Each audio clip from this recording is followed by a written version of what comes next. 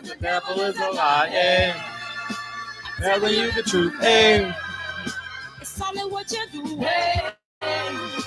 What you gotta do. Hey. Hey. Hey. Barbershop conversation, guys. Feel free to hit the subscribe button. I just got a question for y'all. Ain't this what they've been waiting for? You ready? You ready? AJ, you ready, nigga? AJ, are you ready? Sparring 3 days before the fight, man. Who does that? Hey, that's definitely a minority move. I rarely hear of that. And he doesn't have to make weight, so there's no sense of urgency. Sparring, you typically can cut a lot of weight. You know what I mean? So he's definitely not in the business of cutting weight, but there's definitely some concerns in his camp. 100% there are concerns in his camp because he's sparring 3 days before the fight. If you had 11 weeks to prepare for a fight and you sparred a 12th week, something's up. And people say, how, Fred, how do you know this? Because if, man, you ever crammed for a test in college or high school? I have.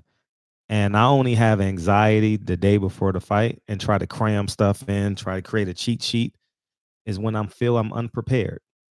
You understand what I'm saying? It's very alarming that he's sparring 3 days before the fight, man. So what they doing is, I'm gonna tell you what they're doing. They're basically holding Anthony Joshua's hand step by step by step by step. When Andy Ruiz does this, AJ, I need you to do this. Da, da, da, da. When Andy Ruiz does this, I need you to do this. They don't believe he's got it yet. He's 22 fights in and he's sparring the week of the fight. He didn't do that in New York.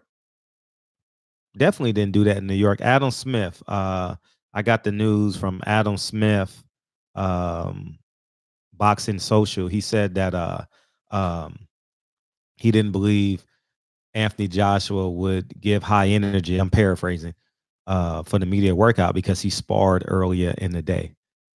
It's Wednesday over there. What the hell they doing? Thursday, Friday, Saturday, 3 days before the fight, yo.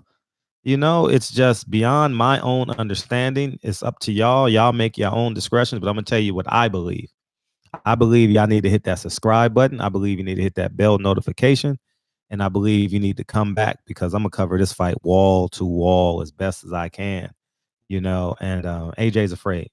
The team is afraid. Eddie Hearn's afraid. Andy Ruiz is confident. You know what I mean? It's just what I believe. You know what I mean? I'm going to tell you what they're attempting to do. Let my tent to B12. Double check the details. Gotta cross my T's and dot my I's or I can't sleep well. And they had 11 weeks to do that. They had 11 weeks to do what Nip just said. June 6th, 6 months. Because he was in, remember, he posted videos the next week. Training, sparring in camp. So is that June 1st? So June 8th, July 8th, August 8th, September 8th, October 8th, November 8th, December 8th. He's had 6 months to prepare for this fight. 6 months. It's been weighing on him for 6 months. You can tell he's begging media members, are you rooting for me, please? Please tell me you are. Man, he would have broke his little heart, his little fragile heart, if that media member from IFL TV had said, no, I'm not rooting for you. I'm going to tell y'all fighters right now, don't ask me that.